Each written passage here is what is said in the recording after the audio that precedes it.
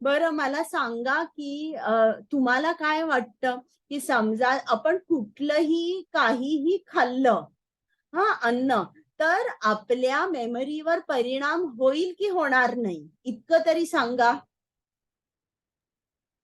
होईल माताजी, नक्कीच होईल. होईल, होईल. तुम्ही जेव्हा अ, नशिले पदार्थ घेता, उदाहरणार्थ दारू, ते आपण बघतो ना, की पिक्चरमध्ये वगैरे खूप दारू घेतलेला माणूस असतो. तो आपला घरचा पत्ताही सांगू शकत नाही, त्याचं नावही सांगू शकत नाही. आता खूप एक्स्ट्रीम झालं. मी तुम्हाला एक्झाम्पल जे सांगते ते. पण जे काय आपण खातो, त्याचा डायरेक्ट तुमच्या ब्रेनवर परिणाम होतो. इनफॅक्ट आता मेडिकल सायन्समध्ये सुद्धा गट ब्रेन कनेक्शन जे आहे, ते सुद्धा एस्टॅब्लिश झालेलं आहे, की काही-काही अन्न खाल्ल्याने तुम्हाला डिप्रेशन जास्त होऊ शकतं किंवा तुम्ही काही तऱ्हेची अन्न खाल्ली, तर तुमचे मूड सुद्धा चांगले होतात म्हणजे बदलतात. तर अशा तऱ्हेने तुम्ही जे अन्न खाता, त्याचा मेमरीवर, तुमच्या ब्रेनवर खूप परिणाम होतो आणि जर आपल्याला कृष्णाकडे जायचं असेल, तर मात्र आपली जी स्मृती आहे, ती कशी लागते? ती शुद्ध लागते. मेमरी सेल्स कशा लागतात? अ, त्यांचं फंक्शनिंग जे आहे ते ऑप्टिमम लेव्हलपर्यंत असलं पाहिजे. म्हणून तुम्ही जर बघितलं असेल नाहीतर तुमच्या वाचनात आलं असेल, की पूर्व काळी जे ऋषीमुनी होते, ते आपल्या शिष्यांना जे शिकवायचे, ते फक्त आपल्या मुखाने ते सांगायचे आणि हे शिष्य ऐकूनच ते जे काय सांगितलेलं आहे, ते पूर्ण रिसाईट करू शकायचे, पूर्ण. तर इतकी स्ट्रॉंग त्यांची मेमरी होती. का स्ट्रॉंग मेमरी होती? कुठून येतं हे? आहारातून. तर जेव्हा आपण यज्ञ करतो म्हणजे काय? आपण ही जी सायकल आहे, ही सायकल जेव्हा आपण पूर्ण करतो आणि जे काय अन्न मिळालेलं आहे ते कृष्णाला अर्पण करतो, म्हणजे हे यज्ञ पूर्ण झालं. असं नाही फक्त आपण काम करायचं आणि मग अन्न मिळाल्यावर ते आपण खायचं असं नाही. तर जेव्हा आपण या गोष्टी करतो, यज्ञ करतो, तेव्हा आपण जे कृष्णाला अर्पण केलेलं अन्न आहे, ते कसं होतं? पूर्ण तऱ्हेने शुद्ध होतं आणि पूर्ण तऱ्हेने शुद्ध झाल्यावर अ, आपली जी स्मरणशक्ती आहे, आपली जी मेमरी आहे, ती पण कशी होते? शुद्ध होते आणि अशा तऱ्हेने आपण मोक्षाचा किंवा आपण आध्यात्मिक ज्ञानाबद्दल विचार करू शकतो, जाणू शकतो. तर ही एक खूप मोठी पायरी आहे, की आपल्याला हे केलंच पाहिजे. म्हणून कुठलंही अन्न खाताना समजा जरी तुम्ही हॉटेलमध्ये असाल आणि तिकडे जरी अगदी तुम्ही विथआऊट ऑनियन, गार्लिक जरी तुम्ही कांदा लसूण नसलेलं जरी खाल्लं, तरी खाण्याच्या अगोदर कृष्णाचं तुम्ही स्मरण करा.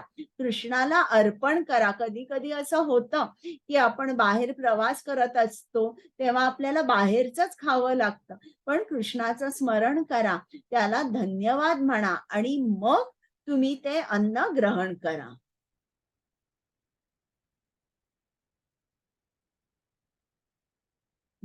आता आणि कोणाला वाचायचंय का? मी श्लोक वाचल्यानंतर कोणी हात वर करत नाहीये. ऐकताय ना तुम्ही? चालेल. क्षितिजा माताजी, तुम्ही वाचाल ना?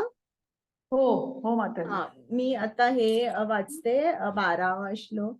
इष्टान् भोगान् हि वो देवा दास्यन्ते यज्ञभाविताः तैदातान् अप्रदायेभ्यो यो भुङ्क्तेस्तेन एव सः. हरे कृष्ण. विविध जीवनावश्यक वस्तूंच्या अधिकारी असणाऱ्या देवदेवता जेव्हा यज्ञ करण्यामुळे संतुष्ट होतील, तेव्हा त्या तुमच्या सर्व आवश्यकता पुरवतील. पण अशा वस्तू पुन्हा देवतांना अर्पण न करता त्यांचा भोग घेणारा मनुष्य निश्चितपणे चोरच आहे. हरे कृष्ण. म्हणजे इकडे कृष्णाने जो शब्द वापरलेला आहे ना, चोर, ही निश्चितच ही लोक चोर आहे. म्हणजे बघा, भगवद्गीतेने आपल्याला काय सांगितलंय, की तुम्ही जे काय तुम्हाला मिळतंय असं समजू नका की याच्यावर माझा पूर्ण हक्क आहे. त्याच्या पाठीमागे अनेक जण काम करतायत. त्यांच्या प्रती तुम्ही कृतज्ञता, तुमची कृतज्ञतेची जी भावना आहे ती यज्ञाद्वारे तुम्ही त्यांच्यापर्यंत पोचवा. इकडे त्यांनी स्लाइड मध्ये दाखवलेलं आहे की जेव्हा तुम्ही यज्ञ करताय, तर इकडे वैष्णव कुटुंब दाखवलेलं आहे की जेव्हा तुम्ही हरे कृष्ण महामंत्र म्हणता किंवा कृष्ण भावना भावित जीवन तुम्ही जगता, तेव्हा तुम्हाला वेगवेगळी यज्ञ करायची अजिबात जरूरत नाही. जेव्हा तुम्ही कृष्णाला प्रसन्न ठेवता, तेव्हा आपोआप सर्व देवदेवता सुद्धा तुमच्यावर प्रसन्न राहतात आणि जीवनात तुम्हाला जे काही हवं नको ते सर्व काही देत राहतात. आता यज्ञ सुद्धा 5 प्रकारची असतात. मला कोण सांगू शकेल का?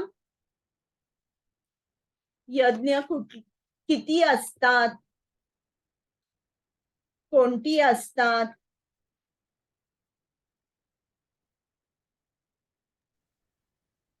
कोण सांगू शकेल? हरे कृष्ण माताजी. हा, बोला. हा, यज्ञ 5 प्रकारची अशी असतात. आपण स्वयंपाक केल्यानंतर एक अग्निदेव असतो, म्हणजे आपण आपल्याकडे जे श्राद्ध वगैरे करतो त्यावरती गौरी पेटवून त्याच्यावर एक टाकलं जातं. दुसरं बरोबर आहे. पशु पक्ष्यांना म्हणजे कावळ्यांना वगैरे दिलं जातं. बरोबर. गाईला दिलं जातं. एक आपल्या घरी अवचित पाहुणा येतो त्याला दिलं जातं. अशा प्रकारचे ते 5 यज्ञ आहेत. बरोबर. आणि कोणाला काही ऍड करायचंय किंवा सांगायचंय? कुठली असतात यज्ञ ती? मी हे सांगितलं होतं, तुम्ही जर माझा क्लास अटेंड केलाय 18 दिवसात, तर हे सांगितलं होतं. 5 प्रकारची यज्ञ असतात. एक म्हणजे ब्रह्म किंवा देव यज्ञ, जिकडे आपण देव देवतांच्या प्रती कृतज्ञता प्रकट करतो. मग दुसरं असतं पितृ यज्ञ. पितृ यज्ञ म्हणजे काय? आपण बघा, पक्ष पंधरवड्यामध्ये आपल्या पितरांसाठी पान ठेवतो. आणि पितृ यज्ञ म्हणजे असं नाही की तुम्ही त्या 15 दिवसात जे काय तिथी असेल त्याप्रमाणे तुम्ही पितरांचं श्राद्ध करा, पूजा करा आणि पान ठेवा, असं नाही. तुम्ही वर्षभर सुद्धा त्यांच्याबद्दल चांगलं बोललं पाहिजे. चांगले विचार त्यांच्याबद्दल तुमच्या मनामध्ये राहिले पाहिजे, तर त्याला पितृयज्ञ म्हणतात. तिसरं म्हणजे ऋषी यज्ञ. ऋषी यज्ञ म्हणजे काय? जेव्हा आपल्यासाठी ऋषी मुनींनी वेद, उपनिषद, अनेक शास्त्रांमध्ये त्यांनी काय करायचं, काय नाही, हे सगळं लिहून ठेवलेलं आहे आपल्या कल्याणासाठी, की आपण या भौतिक जगातून, जन्म मृत्यूच्या चक्रातून सुटून आपल्याला आपल्या धामात, कृष्णाच्या धामात लवकर परत जाता यावं, यासाठी त्यांनी सगळं लिहून ठेवलंय, सगळं ज्ञान आपल्याला दिलंय. म्हणून त्यांच्या प्रती सुद्धा आपण कृतज्ञता दाखवली पाहिजे. त्याला ऋषी यज्ञ म्हणतात.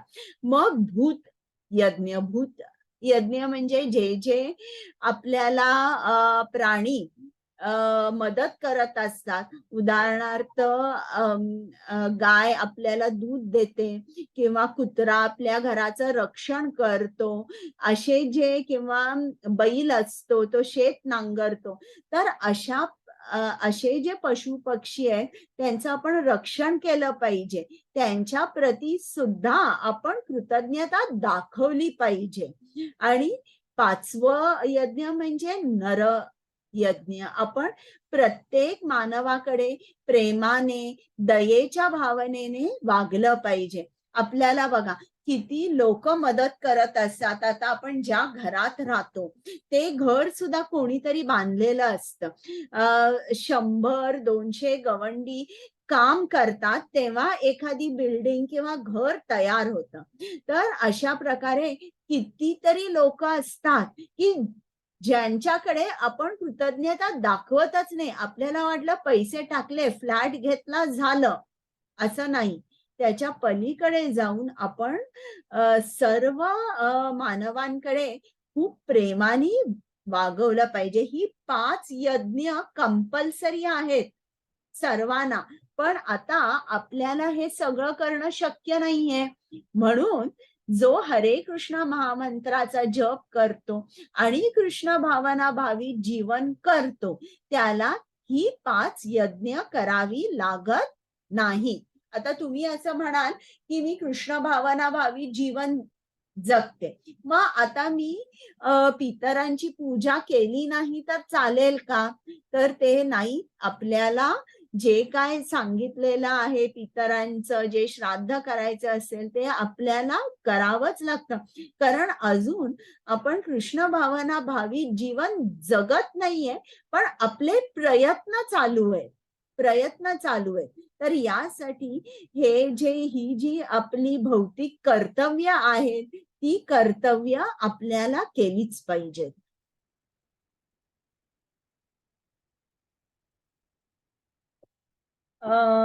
3.13 आता मी श्लोक वाचल्यानंतर क्षितिजा माताजी तुम्ही अनुवाद वाचा. हो माताजी. यज्ञशिष्टाशिना संतो मुच्यन्ते सर्व किल्बिषैः भुञ्जते ते त्वघं पापा ये पचन्ति आत्मकारणात्. हरे कृष्ण. भगवत भक्त सर्व प्रकारच्या पापांतून मुक्त होतात, कारण ते सर्वप्रथम यज्ञाला अर्पण केलेले अन्न ग्रहण करतात. मात्र स्वतःच्या इंद्रिय भोगाकरिता भोजन शिजवणारे इतर लोक केवळ पापच भक्षण करतात. हरे कृष्ण. इकडे अगदी स्पष्टपणे कृष्णाने सांगितलेलं आहे की जर तुम्ही मला अर्पण केलेलं अन्न खाल्लं नाही तर मात्र तुम्ही पापच भक्षण करता. आणि जेव्हा असं अन्न आपण भक्षण करतो तेव्हा कृष्णापासून आपण खूप लांब जातो. आपली बुद्धी सुद्धा शुद्ध होत नाही. आपण जी कर्म करायला नको तीच कर्म आपण एकसारखी करत राहतो. तर अशा तऱ्हेने कृष्णाने हेही सांगितलेलं आहे की मला अर्पण केलेलं अन्न जे तुम्ही खात नाही. एकच मिनिट मी जरा आले.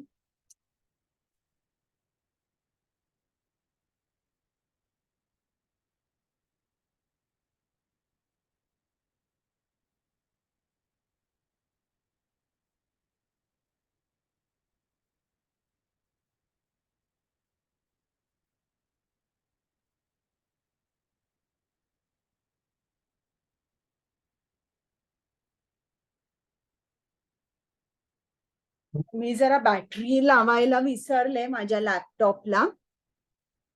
तर अशा तऱ्हेने जेव्हा आपण कृष्णाला अर्पण केलेलं अन्न खात नाही म्हणजे आपण काय करतो, फक्त पापच भक्षण करतो.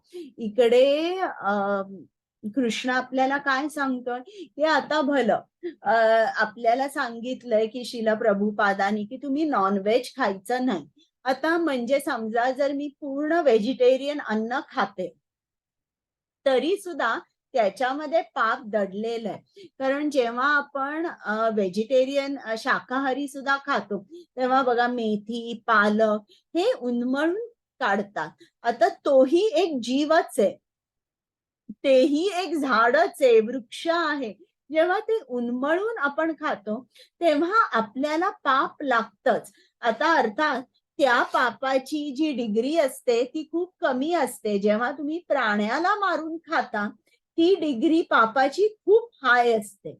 पण शाकाहारी जेव्हा आपण खातो, तेव्हा सुद्धा आपण उन्मळून अनेक वृक्ष काढतो, रोपटी काढतो आणि जेव्हा ती आपण खातो, तेव्हा ते पाप असतं. पण तुम्हाला माहिती आहे, की आपल्याला असं राहताच येत नाही. जीवो जीवस्य भोजनम. प्रत्येक जीव दुसऱ्या जीवावर अवलंबून असतो त्याच्या खाण्यासाठी. म्हणून कृष्ण सांगतोय, की तुम्ही मला अर्पण करा आणि जेव्हा तुम्ही मला अर्पण केलेलं अन्न खाता, तेव्हा त्यामधलं सगळं पाप मी काढून टाकतो आणि तुम्ही जे अन्न खाता त्याच्यामध्ये काही पाप नसल्यामुळे तुम्हाला चांगलं आध्यात्मिक जीवन, ज्ञान ग्रहण करण्यासाठी चांगली स्मरणशक्ती ही त्या अन्नातून मिळते. 3.14 अन्नाद् भवन्ति भूतानि पर्जन्यात् अन्नसम्भवः यज्ञाद् भवति पर्जन्यो यज्ञ कर्म समुद्भवः. हे हरे आणि कृष्ण. मला वाटतं 1 मिनिट 15 दोन्ही एकत्र आहे याचा अनुवाद. 3.15 कर्म ब्रह्मोद्भवं विद्धि ब्रह्माक्षर समुद्भवं तस्मात् सर्वगतं ब्रह्म नित्यं यज्ञे प्रतिष्ठितम्. आता वाचा अनुवाद दोन्हीचाही. हो, हरे कृष्ण. सर्व प्राणी मात्रे अन्नधान्यावर जगतात, जे पावसापासून उत्पन्न होते. पाऊस यज्ञापासून उत्पन्न होतो आणि यज्ञ विहित कर्मापासून होतो. वेदांमध्ये नियत कर्मे सांगण्यात आली आहेत आणि वेद साक्षात पुरुषोत्तम श्री भगवान यांच्यापासून प्रगट झाले आहेत. म्हणून सर्वव्यापी ब्रह्मतत्व हे यज्ञ कर्मात शाश्वतरित्या स्थित झाले आहे. हरे कृष्ण. तर हे मी तुम्हाला सांगितलेलं आहे, की जेव्हा आपण वेदांमध्ये लिहिलंय त्याप्रमाणे जेव्हा आपण आपलं जीवन जगतो, आपण आपली ड्युटी करतो, म्हणजे आपण आपल्या मनाचा ऐकत नाही. कृष्णाची ऑर्डर, कृष्णाची जी आज्ञा आहे ती आपण ऐकतो आणि ते एक यज्ञ आहे. जेव्हा आपण आपली ड्युटी करतोय पण कृष्णाचा ऐकतोय त्याला विहित कर्म म्हणतात. तर विहित कर्मापासून पाऊस उत्पन्न होतो, पावसापासून अन्न धान्य उत्पन्न होतं आणि ते जेव्हा आपण कृष्णाला अर्पण करून खातो तेव्हा मात्र आपली या आध्यात्मिक मार्गावर प्रगती होते. 3.16 एवं प्रवर्तितं चक्रं न अनुवर्तयति यः अघायु इंद्रियाराम मोघं पार्थ स जीवति. हरे कृष्ण. हे पार्थ, वेदाद्वारे प्रस्थापित यज्ञ चक्राचे आपल्या जीवनामध्ये पालन न करणारा मनुष्य निश्चितपणे पापी जीवन जगत असतो.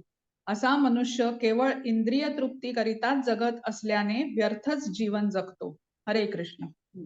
आता इकडे कृष्ण सांगतोय की ज्याप्रमाणे एखादा माणूस त्याच्या मनाप्रमाणे फक्त त्याच्या इंद्रिय तृप्तीसाठी जगत असतो, त्याचं जे मानव जन्म त्याला मिळालेला आहे ना त्याचा तो पूर्णपणे वेस्ट करतो. तो त्याचा काही उपयोग करून घेत नाही. इतका मौल्यवान आहे हा मानव जन्म आणि त्याचा काहीच उपयोग करून जो माणूस घेत नाही तो मात्र त्याच्या जीवनाला काही अर्थच नाही. आता आपल्याला तुम्ही बघितलं पहिल्यांदा कर्मकांड बघितलं तर कर्मकांड जेव्हा एखादा माणूस करतो म्हणजे मला एक फळ पाहिजे म्हणून कर्म करतो, तर हे तो का करतो कर्मकांड? कारण त्याला काहीतरी हवं असतं, शॉर्ट टर्म किंवा लॉंग टर्म. आणि कर्मकांड करणारी जी माणसं असतात ती रजोगुणात असतात. आता पहिल्यांदा ते short term fruits, short term फळं, की मला आता मी हे करणारे, हे अमुक अमुक कर्म करणारे किंवा यज्ञ करणारे आणि मला मुलगा पाहिजे, मला मोठा बंगला पाहिजे, मला प्रमोशन पाहिजे, असा हा त्यांचा शॉर्ट टर्म गोल असतो. मग त्यांना समजतं की अरे हे जे जे जे काय मिळतंय ना मला, हे शाश्वत नाहीये, हे टेम्पररी आहे. मग तो शॉर्ट टर्म गोल वरून लॉंग टर्म गोलला शिफ्ट होतो. लॉंग टर्म म्हणजे काय आहे? तो असा विचार करतो की मला माझ्या मृत्यूनंतर स्वर्ग लोकात जायचंय. मग स्वर्ग लोकामध्ये मी खूप आनंद भोगू शकेन. तर अशा तऱ्हेने तो विचार करता करता मग त्याला त्याच्यामध्ये ज्ञान येतं की मी हे शरीर नाहीये. मग हळूहळू तो कर्मयोगाकडे जाऊ लागतो. तर जेव्हा अशा तऱ्हेने माणूस पहिल्यांदा कर्मकांड करतो आणि तो कर्मयोगाकडे जातो. त्या कर्मयोगाकडे जात असताना तो या भौतिक जीवनापासून थोडासा अलिप्त होतो. कारण त्याला आता थोडंसं कर्मयोग, कर्मयोग हा कोणासाठी? योग म्हणजे तो नेहमी कृष्णासाठी असतो. तेव्हा त्याला आनंदही मिळत असतो आणि त्याला असं लक्षात येतं की हा आनंद मला पैशातून किंवा इतर कुठल्या भौतिक गोष्टीतून मिळत नाही. असा आनंद मला मिळतोय जेव्हा मी कर्मयोग करतो आणि हळूहळू तो कर्मयोगी होत जातो. आणि अशा तऱ्हेने जेव्हा आपण वेदांचा ऐकून आपलं विहित कर्म करत असतो तेव्हा खूप ग्रॅज्युअल आपलं ट्रान्सफॉर्मेशन होत असतं. आता तुम्ही सुद्धा तुमच्या जीवनाकडे जर अगोदर बघितलं आणि आज तुम्ही कुठे आहात बघितलं ना, तर हे जे काही मी सांगते ते तुम्हाला सर्वांना पटेल की हो, मी अगोदर अशी होते. आता कृष्णाकडे आल्यानंतर मी जेव्हा जेव्हा कृष्णाचं काही वाचते, तो जो आनंद मला मिळतो तो इतर भौतिक वस्तूंमधून, भौतिक गोष्टींमधून जो आनंद मिळतो तो अगदी इन्फिरियर क्वालिटीचा आहे. हा जो आनंद आहे हा टिकणारा आहे, हा सुपिरियर आहे. हे तुमचं तुम्हाला लक्षात येईल. तर आता अशा तऱ्हेने जेव्हा त्याच्यामध्ये ज्ञान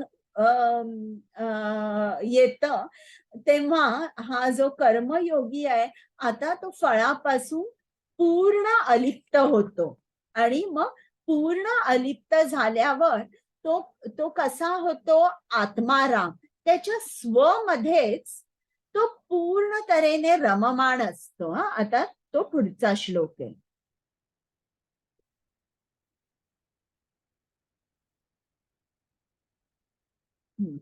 आता अर्जुनाला एक प्रश्न आहे. अर्जुन काय म्हणतोय की मला हे काही सुख नकोय. माझ्यामध्ये कुठली भौतिक इच्छा जरा सुद्धा नाहीये. मला राज्य नकोय, मला राजा व्हायचं नाहीये, मला सुख, ऐश्वर्य, संपत्ती हे काही नकोय. आणि एखादा माणूस आपलं विहित कर्म किंवा नियत कर्म का करतो? कारण त्याचं जे भौतिक जीवन आहे ते खूप कम्फर्टेबल होतं. सगळ्या गोष्टी त्याला ज्या हव्या आहेत त्या मिळतात. यासाठी एखादा माणूस विहित कर्म करतो. पण अर्जुन म्हणतोय तर मला कुठलंही ऐश्वर्य नकोय, राज्य नकोय, मला स्वर्ग लोकही नकोय. आणि मला हे माहितीये की मी हे शरीर नाहीये. कृष्णाने सांगितलं ना त्याला की आपण हे शरीर नाही, आपण आत्मा आहोत. मग अर्जुनाला असं वाटतं की मी माझं विहित कर्म का करू? मी का घोर पाप करू? मी युद्ध का करू? जर मला कुठलीच भौतिक इच्छा इच्छाच नाहीये, तर मी युद्ध का करू? माझी ड्युटी का करू?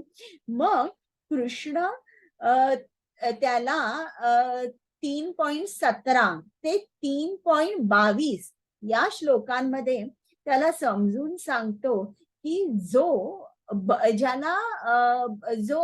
ज्याला कुठल्याही भौतिक इच्छा नाहीये किंवा ज्याला भौतिक इच्छांपासून स्वातंत्र्य मिळालेलं आहे की आता तो भौतिकाकडे बघतही नाही, तो स्वमध्ये रममाण आहे, अशाने सुद्धा त्याचे नियत कर्म का केले पाहिजे हे तर सांगतो. आणि पुढे 2 उदाहरण देतो. एक जनक महाराजांचं उदाहरण देतो आणि कृष्ण स्वतःचं उदाहरण देऊन अर्जुनाला सांगतो की एखादा माणूस आत्मसाक्षात्कारी जरी असेल तरीही त्यांनी त्याची ड्युटी केलीच पाहिजे. आता पुढे आपण बघूया 3.17.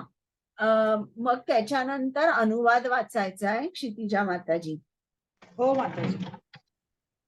य तु आत्मारती एव स्यात् आत्मतृप्तश्च मानवः आत्मन्येव च संतुष्टस्य कार्यं न विद्यते. हरे कृष्ण. वाचा. हरे कृष्ण. परंतु जो आत्म्यातच रममाण झाला आहे, ज्याचे जीवन आत्मसाक्षात्कारी आहे आणि जो पूर्णपणे संतुष्ट होऊन आत्म्यामध्येच समाधानी आहे, त्याला काही कर्तव्य राहत नाही. हरे कृष्ण. आता इकडे या श्लोकामध्ये पहिल्यांदा कृष्णानी आत्मरती कोण असतो याच्याबद्दल सांगितलेलं आहे. आत्मरती कोण असतो? जो त्याची ड्युटी करतोय, पण त्या कर्मामध्ये मला काय मिळणार आहे, काही लॉस आहे का, काही प्रॉफिट आहे का, इकडे त्याचा अजिबात लक्ष नसतं. आणि मध्ये कर्म करताना कितीही अडथळे आले तरी तो कर्मापासून विचलित होत नाही. हरे कृष्ण. कुमुद माताजी तुमचीच वाट बघत होते. हो माताजी, आत्ता संपला. जस्ट 1 मिनिट झाले मी जॉईन केली. मला कोहोस्ट बनवा माताजी. ओके. थँक्यू. तर जो आत्मरती असतो तो कसा असतो की तो त्याची ड्युटी करतो, पण काही प्रॉफिट लॉस इकडे त्याचं लक्ष नसतं. फळ काय मिळणार आहे मला, इकडे त्याचं लक्ष नसतं. आणि काही मध्ये अडथळे आले तरी तो शांत असतो, तो विचलित होत नाही. तर आता जो माणूस आत्मरती आहे तर तो स्वमध्ये संतुष्ट आहे, त्याचं कृष्णाकडे कनेक्शन सुद्धा एस्टॅब्लिश झालं आहे. मग तरी देखील कृष्ण सांगतो, अर्जुनाला उदाहरण देऊन सांगतो की त्यांनी सुद्धा कर्म केलं पाहिजे. जरी कर्म करण्यासाठी त्याला कारण नाहीये. आपण कर्म का करतो? आपल्याला काहीतरी पाहिजे असतं. अजून आपण त्या कॉन्सेप्टवर नाहीये. आपल्याला माहितीये सगळं की आपण कृष्णाचे सेवक आहोत किंवा आपण कृष्णाचे अंश आहोत, आपण शाश्वत आहोत, हे सगळं आपल्याला माहितीये. पण अजूनही आपल्याला हे कर्म करावं, आपल्याला कर्म करावंच लागतं. अजून आपण या लेवलला नाहीये आत्मरती. आपल्याला फक्त हे जे वाक्याचे जे अर्थ आहेत हे शब्दांनी समजलेले आहेत, तत्वता नाही. तर आता अशा माणसाला देखील कृष्ण काय सांगतोय की तुम्ही तुमचं नियत कर्म केलंच पाहिजे. आणि त्यांनी उदाहरण दिलेलं आहे जनक राजा 3.19 आणि 3.20. आता आपण 3.19 बघूया. कुमुद माताजी 3.18 श्लोक आणि अनुवाद. प्लीज माताजी बोलते.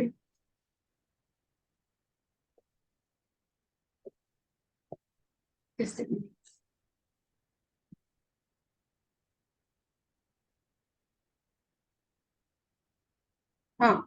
नैव तस्य कृतेनार्थः न कृते नेह कश्चन न चास्य सर्वभूतेषु कश्चिदर्थव्यपाश्रय.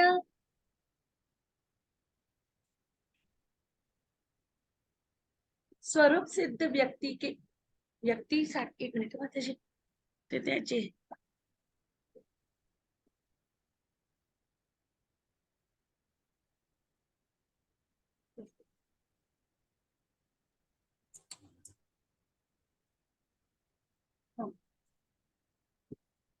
आत्मसाक्षात्कारी मनुष्याला आपले विहित कर्म करून कोणताही हेतू प्राप्त करवायचा नसतो.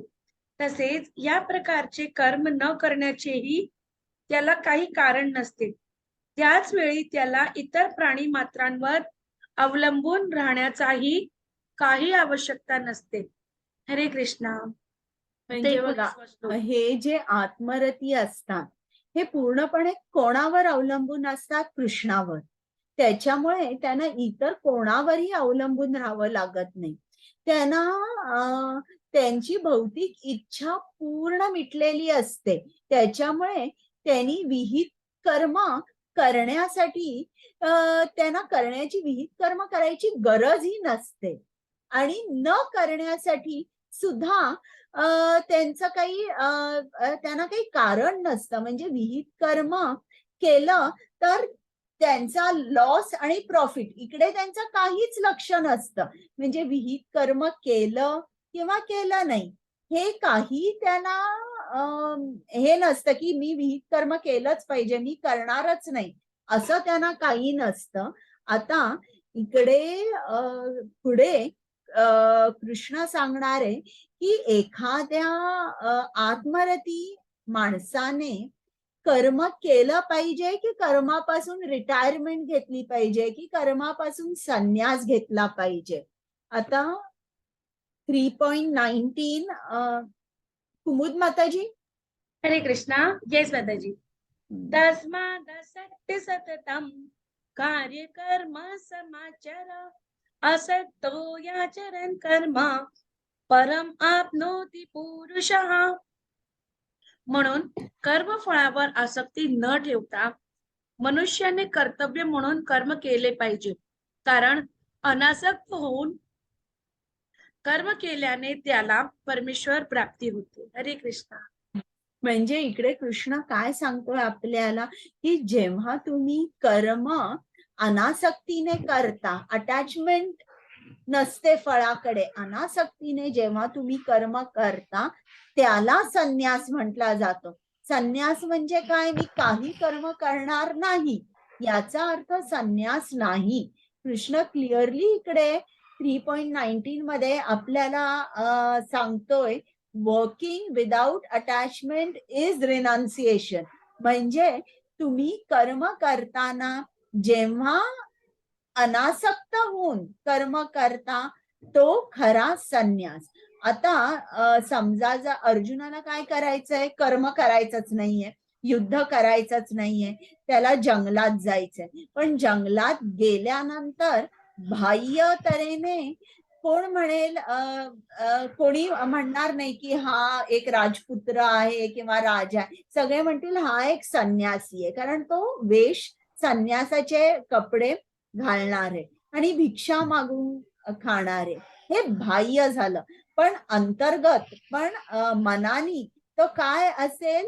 भौतिक त्याच्या इच्छा ज्या असतील, त्याचा लोकांनी केलेला अपमान जो असेल, अशा भौतिकामध्ये त्याचं मन अजूनही अडकलेलं असेल.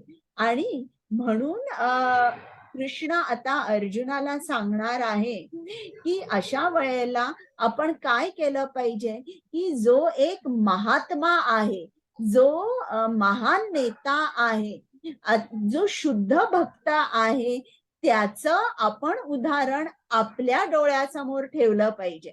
आता मला कोण सांगेल महात्मा म्हणजे कोण?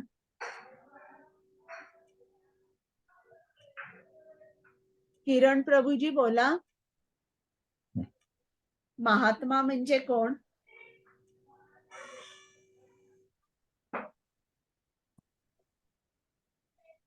साधं सोप्या शब्दात सांगा.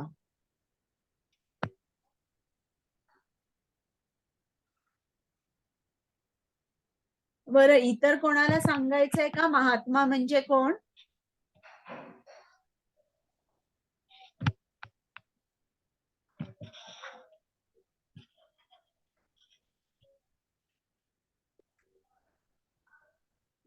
कोणाला नाही? बोला.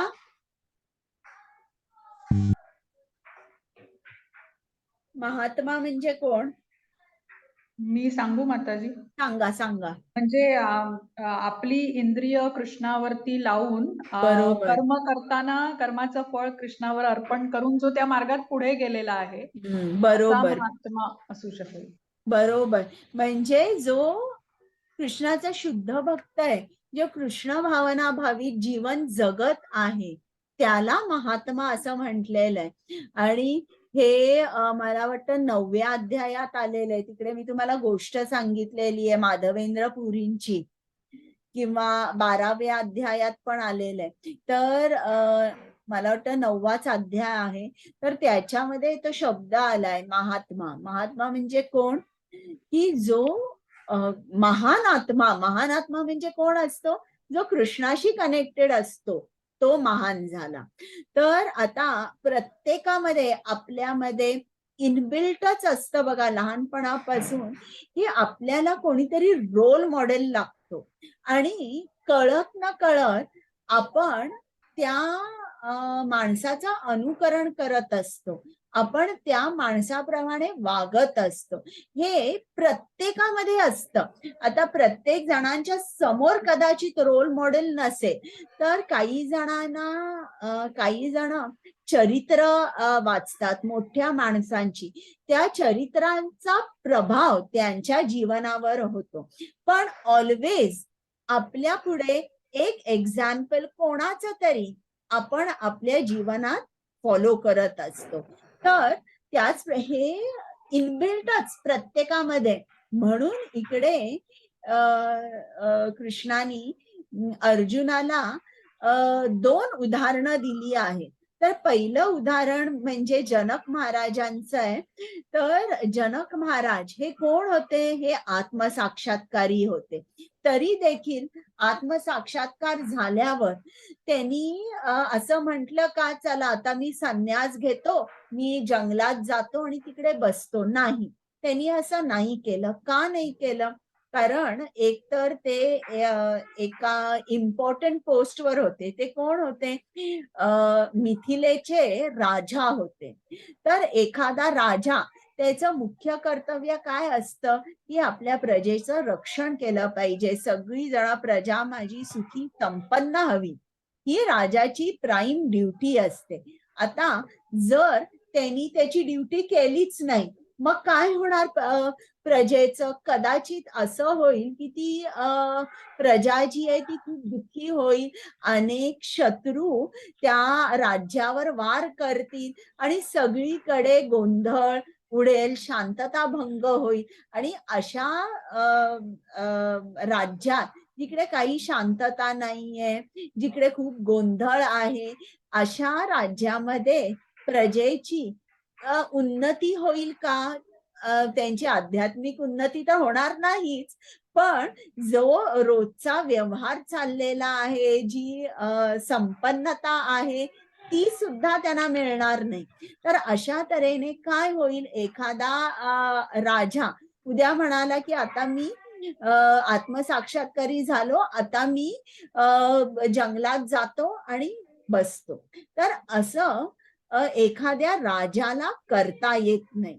आता जेव्हा इकडे कृष्ण अर्जुनाला सांगत आहे की जेव्हा आपण दुसऱ्यांचा एक्झाम्पल फॉलो करतो, दुसऱ्यांच्या उदाहरण आपल्या डोळ्यासमोर ठेवून आपण त्याचं अनुकरण करायचा प्रयत्न करतो, तेव्हा आपल्याला पहिलं आपलं डिस्क्वालिफिकेशन काय आहे किंवा आपली क्षमता केवढी आहे हे आपण पहिल्यांदा जाणून घेतलं पाहिजे. आणि ते न जाणता आपण अगदी आंधळेपणाने दुसऱ्यांचं अनुकरण केलं तर मात्र आपली उन्नती व्हायच्या ऐवजी आपली अधोगती होते. तर इकडे अर्जुन हा कसा आहे? अर्जुन कृष्णाचा प्रिय सखा आहे. तो जणू काही कृष्णाच्या छायेतच वाढला किंवा छायेतच होता असंही म्हणायला हरकत नाही. तर अर्जुनाचं क्वालिफिकेशन कसं आहे, एकदम सुटेबल आहे. एक वेळ तो युद्ध सोडून जंगलामध्ये जाऊ शकतो, भिक्षा मागून खाऊ शकतो आणि अशा तऱ्हेने कदाचित त्याला जे काय साध्य करायचंय तो साध्यही करू शकेल.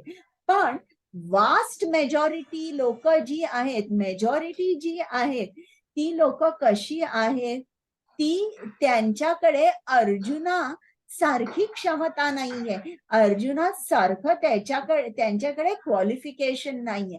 मग जर अशा लोकांनी आपलं कर्म टाकून जर त्यांनी संन्यास घेतला, आज अर्जुनाने त्याचं कर्म टाकून संन्यास घेतला, तर कदाचित तो साध्य करू शकेल त्याला जे काय हवंय ते. पण लोकांनी आपलं विहित कर्म, वास्ट मेजॉरिटी लोकांनी आपलं विहित कर्म टाकलं तर आणि अर्जुनासारखं संन्यास घेतला, तो मिथ्याचार होईल आणि याच्यामध्ये त्यांची अधोगती होईल. तर इकडे कृष्णाने सांगितलंय की तुम्ही पहिली गोष्ट म्हणजे जे महात्मा आहे त्यांचं अनुकरण केलं पाहिजे. पण इकडे क्लॉज पण आहे, त्यांनी सांगितलेलं आहे की आपल्याला आपली क्षमता केवढी आहे ही जाणली पाहिजे आणि मगच आपण अनुकरण केलं पाहिजे. आणि मग त्याच्यानंतर 22-23 मध्ये कृष्ण आपल्या स्वतःच सुद्धा उदाहरण देतो. तर आता कुमुद माताजी 3.20 आहे ना, त्याचा पूर्ण श्लोक अनुवाद आणि तात्पर्य वाचायचं आहे.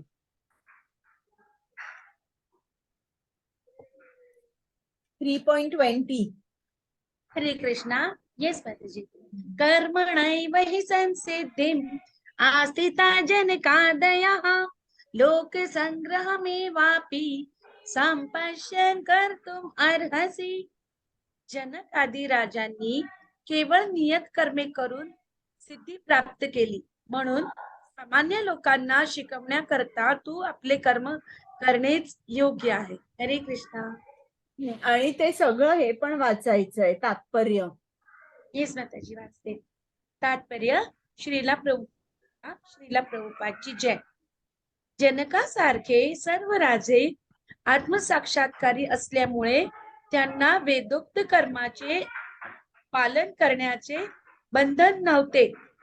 तरी सुद्धा सामान्य लोकांना केवळ उदाहरण घालून देण्याकरता त्याने सर्व विहित कर्माचे आचरण केले. जनक राजा हे सीता देवीचे पिता आणि भगवान श्रीरामचे सासरे होते.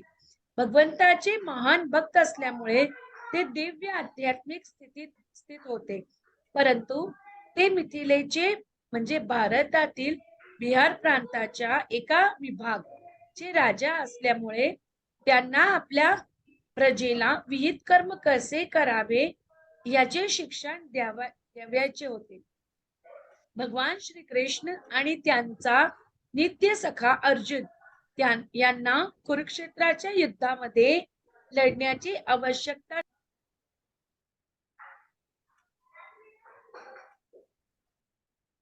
तुम्ही म्यूट झालात. ओके माताजी, कुठून मी म्यूट झालीये? हा, की भगवान श्रीकृष्ण आणि त्यांचा नित्य सखा, आता चालू करा.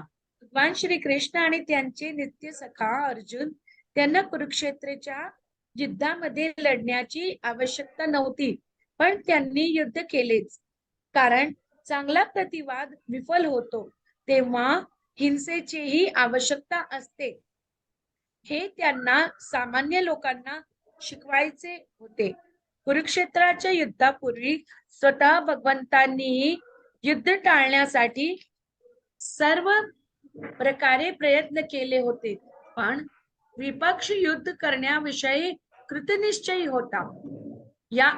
यास्तव अशा योग्य कारणासाठी युद्धाची आवश्यकता असतेच.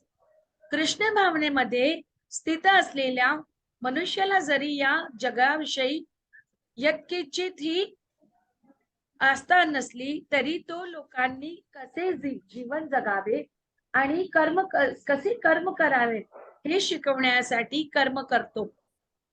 कृष्ण भावनेतील अनुभवी व्यक्ती असे आचरण करू शकते की त्यामुळे इतर सर्वजण तिचे अनुसरण करू शकतील. याचेच वर्णन पुढील श्लोकात करण्यात आले आहे. हरे कृष्ण. म्हणजे आपल्याला या श्लोकातून काय समजतं की जे आत्मरती झालेले आहेत आता त्यांना इतरांची सुद्धा तितकीच काळजी असते की त्यांची सुद्धा आध्यात्मिक उन्नती झाली पाहिजे.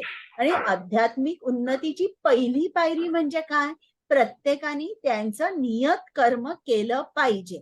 मग हे दाखवण्यासाठी जो आत्मरती आहे, जे जनक राजा आहे, आपल्या प्रजेच्या आध्यात्मिक उन्नतीसाठी ते कर्म करत आहेत, त्यांचे नियत कर्म करत आहेत, त्यांनी संन्यास घेतलेला नाही. आता पुढे कृष्ण आपल्या स्वतःचं उदाहरण देऊन सांगणार आहे. हरे कृष्ण. हरे 3 कृष्ण. पॉइंट. हा. येस. यद्यद् आचरति श्रेष्ठः तत्तद्देवेतरो जनः स यत् प्रमाणं कुरुते लोकस्तद् अनुवर्तते. श्रेष्ठ पुरुष जे जे करतो त्याचे अनुसरण सामान्य जन करतात. आपल्या अनुसरणीय कृत्यांनी तो जे जे आदर्श घालून देतो त्यानुसार संपूर्ण जग कार्य करते. हरे कृष्ण.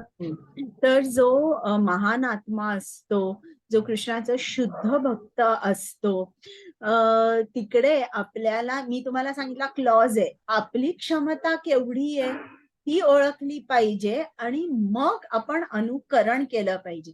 आणि जे शुद्ध भक्त असतात, जे महात्मे असतात, आपल्याला श्रीला प्रभुपादांनी सांगितलंय त्यांचं अनुकरण नाही, आपण त्यांना त्यांच्या प्रती आपल्यामध्ये आपण अनुसरण केलं पाहिजे. म्हणजे त्यांच्या प्रती आपण आपल्यामध्ये शरणागती भावना आली पाहिजे आणि त्यांच्याकडून आपण ऑर्डर घेतली पाहिजे. का? कारण आपली क्षमता तेवढी नाहीये. तर इकडे 3.21 मध्ये कृष्ण अर्जुनाला सांगतोय की तू राजवंशी आहेस, तू राजपुत्र आहेस, कुरु कुटुंबातील तू एक महान योद्धा आहेस. तर तू जसा वागशील त्याचप्रमाणे इतर सामान्य जन सुद्धा वागतील. तू आता युद्धातून पलायन केलंस तर इतर सुद्धा लोक तुझ्या राज्यातील काय म्हणतील की त्यांच्यावर सुद्धा जेव्हा संकट येतील तेव्हा ते संकटांना तोंड देणार नाही, ते त्यांचं कर्तव्य करणार नाही. आणि जेव्हा प्रत्येक जण आपलं कर्तव्य करणार नाही तेव्हा काय होईल? समाजाची उन्नती होईल का? होणार नाही. तर अशा तऱ्हेने कृष्ण अर्जुनाला समजावून सांगतोय की तू संन्यास घेऊ नकोस, तू जंगलात जाऊ नकोस, भिक्षा मागून राहू नकोस, तू नियत कर्म कर. त्यात तुझा स्वतःचा तर फायदा आहेच, पण तुझी जी प्रजा आहे त्या प्रजेची सुद्धा उन्नती होणार आहे, प्रजेचा सुद्धा फायदा आहे. आता पुढे 3.22 ते 24 याच्यात कृष्ण आपलं स्वतःचं उदाहरण देऊन सांगत आहे. कुमुद माताजी. हरे कृष्ण. न मे पार्थास्ति कर्तव्यं त्रिषु लोकेषु किंचन नानवाप्तम् अवाप्तव्यं वर्त एव च कर्मणि. हे पार्थ, या तिन्ही लोकांमध्ये मला कोणतेही नियत कर्तव्य नाही, मला कशाची उणीव नाही, तसेच मला काही प्राप्त करवायची आवश्यकताही नाही आणि तरी सुद्धा मी नियत कर्माचे आचरण करतो. हरे कृष्णा. हा. आता हे जे नीती नियम आहेत हे कोणाला आहेत? आपल्या सर्वांना. जे बद्ध आत्मे आहेत त्यांना हे सगळे नियम की हे यज्ञ करा, असं राहा, तुमची इंद्रिय तृप्ती जी आहे ती अनरिस्ट्रिक्टेड झाली नाही पाहिजे. हे सगळे नियम कोणाला आहेत? आपल्याला आहेत. का? तर आपण बद्ध आत्मे आहोत. हे नियम कृष्णासाठी नाही आहेत, कारण कृष्ण सर्वात सुपिरियर आहे. कृष्ण कोण आहे? अथॉरिटी आहे. कृष्णाने हे नियम स्थापना केले आणि त्या नियमांचं पालन सुद्धा कृष्णाने करून दाखवलं. का करून दाखवलं? कारण तो जेव्हा या नियमांचं पालन करेल तेव्हा जे बाकीचे आहेत, सामान्य जन आहेत, ते सुद्धा नियमांचे पालन करतील. तर आता इकडे काय सांगितलं या श्लोकामध्ये, की कृष्ण हा सर्वांचा उगम आहे. कृष्णाला काहीच नको आहे.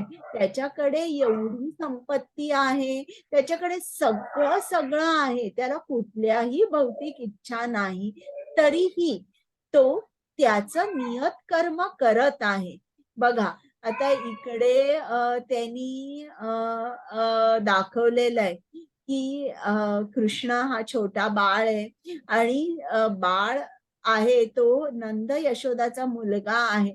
तोही कुठल्याही मुलाप्रमाणे आपल्या आई-बाबांवर तितकंच प्रेम करतो. आपल्या आई-बाबांची तितकीच काळजी करतो. तर आता काही जण आता आपण जरा पुढे वाचूया, मग मी सांगते. हरे कृष्णा 3.23. हरे कृष्णा. ओके. यदि यहं न वर्तेयं जातु कर्मण्यतन्द्रितः मम वर्तमान वर्तन्ते मनुष्या पार्थ सर्वशः. अनुवाद. कारण जर मी नियत कर्माचे पालन काळजीपूर्वक केले नाही तर हे पार्थ सर्व लोक निश्चितच माझ्या मार्गाचे अनुसरण करतील. हरे कृष्णा. म्हणजे कृष्ण काय सांगत आहे की जर मी नीती नियमांचं पालन केलं नाही तर काय करतील? लोक पण असंच विचार करतील की आपण सुद्धा पालन कशाला केलं पाहिजे आणि मग सर्वांची अधोगती होईल. तर आता इकडे काही जण आर्ग्यू करतील, काय म्हणतील की ओके, हे जे नीती नियम आहेत की काही वेळेला आपल्याला असं दिसतं की या नीती नियमांचा स्वतः कृष्णाने उल्लंघन केलेला आहे. जेव्हा तो युद्धात होता किंवा जेव्हा वृंदावनामध्ये गोपींबरोबर होता तेव्हा त्यांनी अनेक नियमांचं उल्लंघन केलेलं आहे. पण जरी हे खरं असेल तरी श्रील प्रभुपादांनी सांगितलंय की कधी कधी कृष्ण या नियमांना सोडून तो वागलेला आहे. का? दोन गोष्टींसाठी. त्याच्या भक्तांना आनंद देण्यासाठी आणि हे दाखवायला की तो सुप्रीम आहे, तो सर्वांचा अधिकारी आहे, तो सर्वश्रेष्ठ आहे, हे दाखवण्यासाठी कधीतरी त्यांनी त्या नीती नियमांचं उल्लंघन केलेलं आहे. आणि अशा वेळेला श्रील प्रभुपाद आपल्याला सांगतात की कृष्णाने जे आपल्याला सांगितलेलं आहे ना ते आपण फॉलो करायचंय. जे वेदांमध्ये लिहिलेलं आहे, जे भगवद्गीतेमध्ये लिहिलेलं आहे ते आपण ऐकायचंय, त्याचं पालन करायचंय. त्यांनी सांगितलंय his words must be followed, not his actions. आणि त्यांनी क्लिअरली सांगितलंय no one must imitate Krishna. आणि दुसरं सांगितलंय no one must act in opposition to the shastras. म्हणजे इकडे आपल्याला कधी कधी दिसतं की नियमांचं उल्लंघन त्यांनी केलेलं आहे, पण ते आपल्याला समजण्यासाठी अजून आपली तेवढी आध्यात्मिक प्रगती झालेली नाहीये. आपण शुद्ध भक्त नसल्यामुळे आपण ते व्यवस्थित समजू शकत नाही. म्हणून श्रील प्रभुपाद सांगतात की आपण कधीही कृष्णाला इमिटेट केलं नाही पाहिजे आणि आपण त्याचे जे शब्द आहेत ते प्रमाण मानले पाहिजे आणि त्याच्या ऍक्शन्स नाही. कारण कधी कधी ऍक्शन्स मध्ये थोडीशी डिस्क्रिपन्सी दिसते. 3.24. हरे कृष्णा. उत्सिदेयुरिमे लोकाः न कुर्याम कर्म चेद अहम संकरस्य च कर्ता स्याम उपहन्याम इमा प्रजा. मी नियत कर्म केले नाही तर हे सर्व ग्रह लोक नष्ट होऊन जातील. अनावश्यक लोकसंख्या उत्पन्न करण्यास मीच कारणीभूत होईल आणि त्यामुळे सर्व प्राणी मात्रांचा शांततेचा मी विनाशक होईल. हरे कृष्णा. म्हणजे आता इकडे कृष्णाने सांगितले मी माझं विहित कर्म केलं नाही तर काय होईल. आता विहित कर्म कृष्णाचं मेन कर्म म्हणजे काय, त्याच्या भक्तांचं रक्षण करणं. आता त्यांनी जर त्याचं कर्म नाही केलं तर काय होईल. सगळीकडे लोक काय म्हणतील की कृष्ण त्याची ड्युटी करत नाही, आपण कशाला आपली ड्युटी केली पाहिजे. आणि अर्जुनाचं एक कारण होतं की मी युद्ध करणार नाही. कारण तो काय म्हणाला की जिकडे तिकडे वर्णसंकर निर्माण होईल. तर तुम्हाला वर्णसंकरचा अर्थ तुम्ही कोणी मला सांगू शकाल का.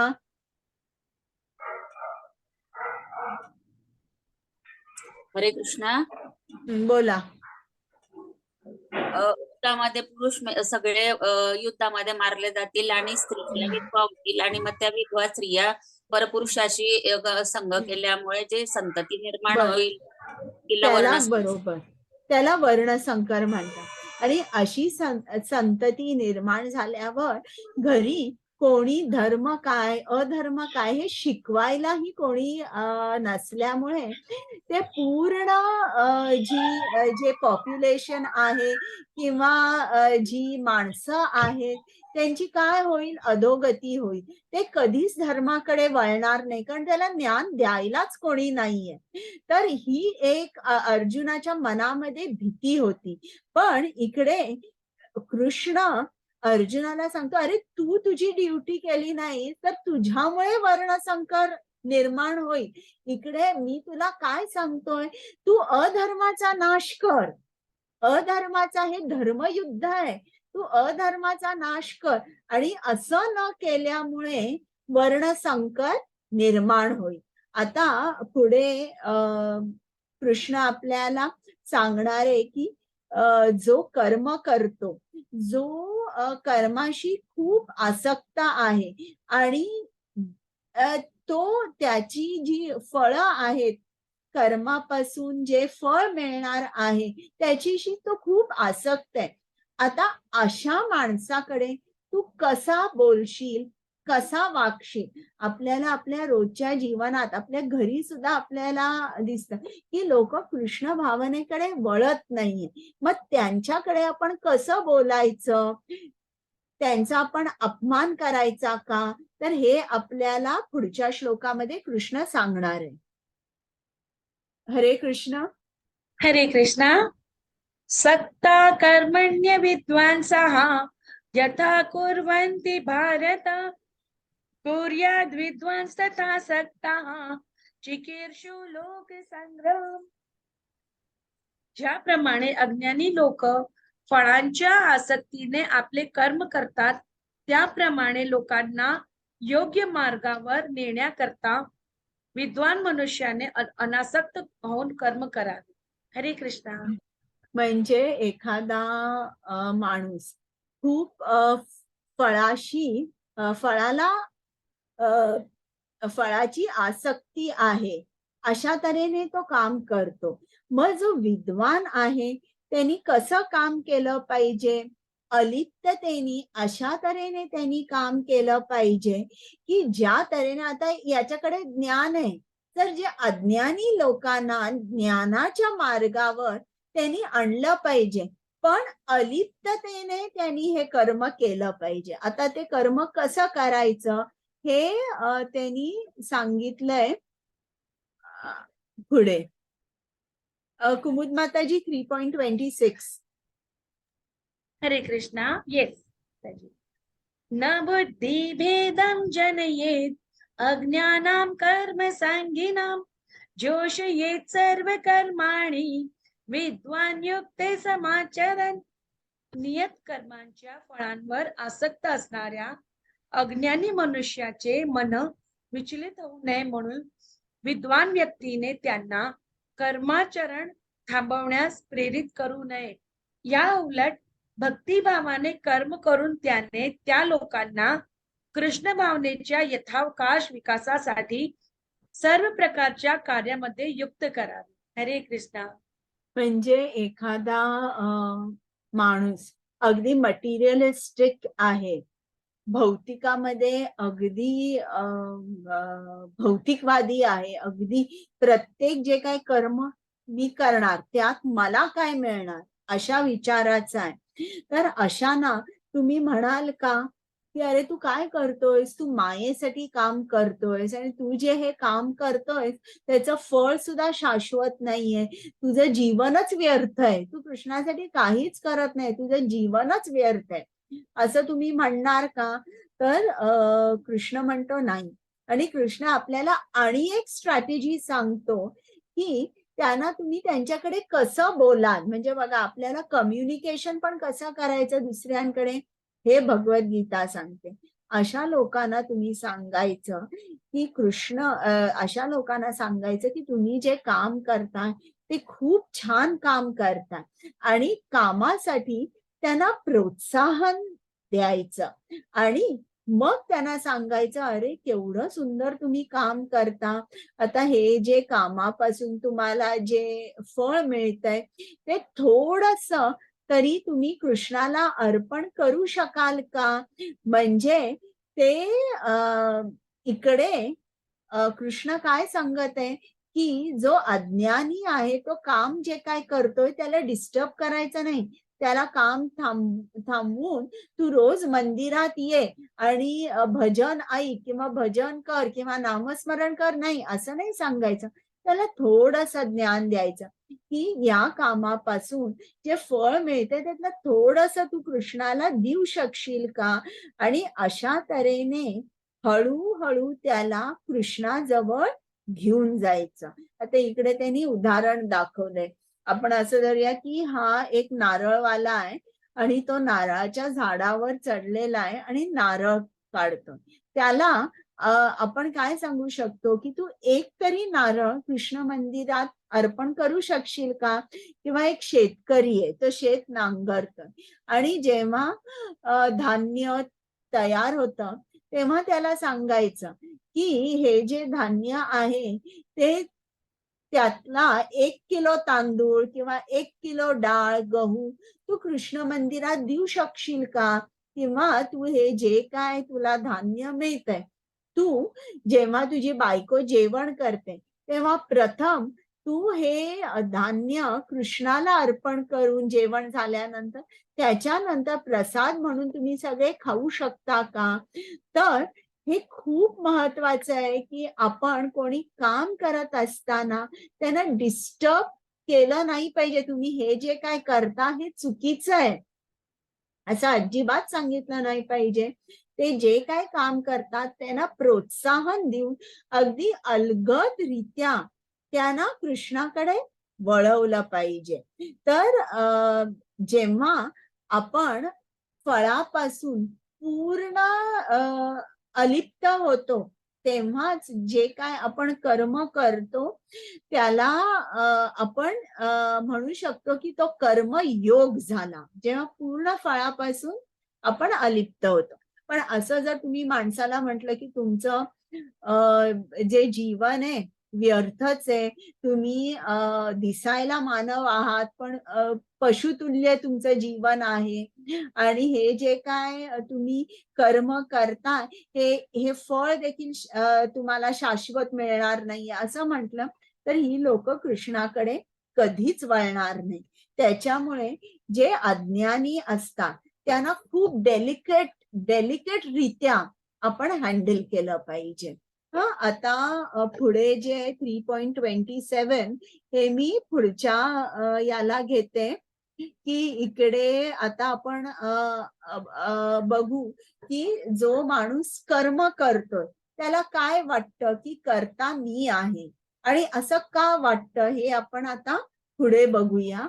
तुम्हाला आता काही प्रश्न आहेत का? तर तुम्ही विचारू शकता. मी